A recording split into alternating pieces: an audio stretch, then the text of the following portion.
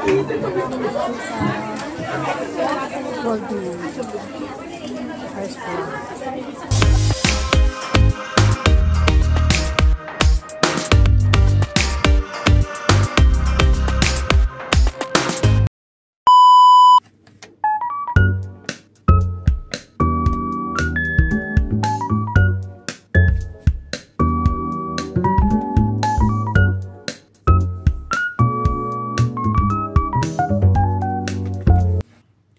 Guys, so bumili ako nito.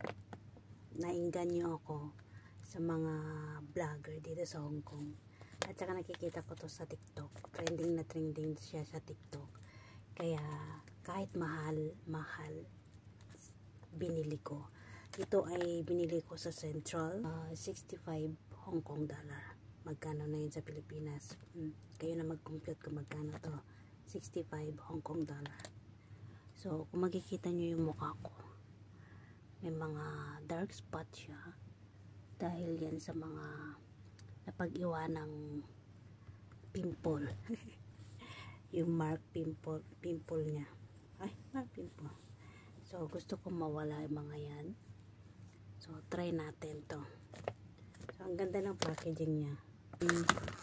Yung isang pack ay merong lamang toner, day cream, sunscreen, night cream pala to. Night cream, sunscreen, at saka soap. So, try natin.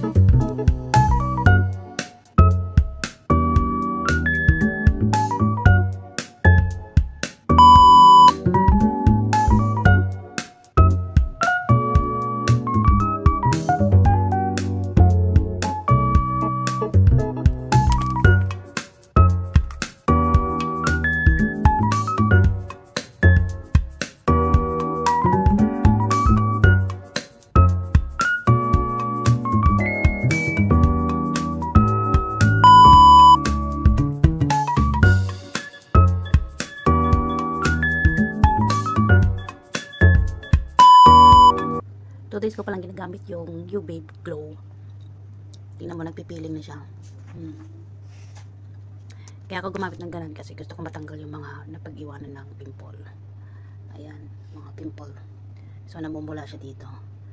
Tapos, nagpipil na siya. 2 days ko palang ginagamit.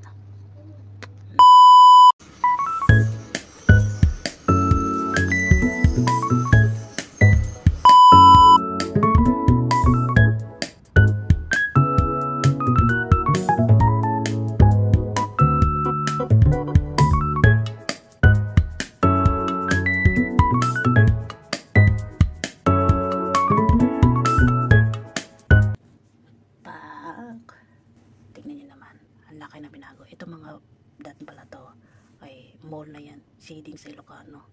So ito medyo nagbabalat pa konti. Shading to sa Ilocano, yung black mall, kaya hindi talaga matatanggal. So medyo kuminis ng aking mukha. Ito mga black mall. Ito hindi ko alam kung pekas yan o ano, kasi hindi na siya natatanggal. So parang mula nung bata ako nandiyan na yan. Medyo kuminis ng aking mukha dahil dito sa ginagamit kong Beauty Glow, U Glow Babe.